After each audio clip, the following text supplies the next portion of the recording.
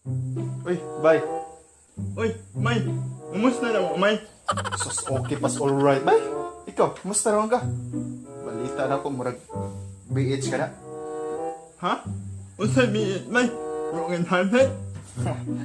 Di ba, oy? BH ba? Mahong inok. At iatay pa nga man, maninuon ba nga? Ito ba, kumusta naman ka? Okay ra ka? Kumusta naman mundo ka? Okay naman, May. Okay naman din, alaw. Stay friend. Okay kayo, May. Okay ako. Ma-okay ako. Dili pang kayo, pero hinaot. Pahon. Kala mo nyo lang ilamuhit, May. Na mo amo sa imong life is either a blessing or a lesson.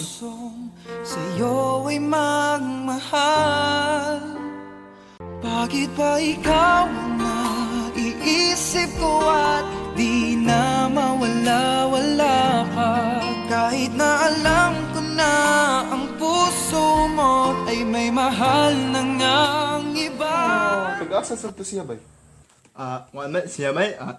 Wala naman ako kasing-kasing. Haharanahin kita, saan man tayo mapunta?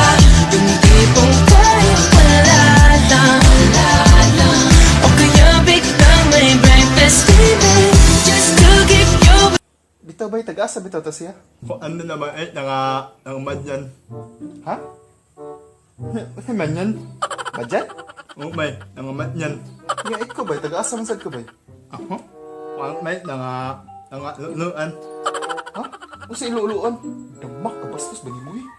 Yan din, May, mga mungot man imo, luan ba? Luan. Ha? Luan?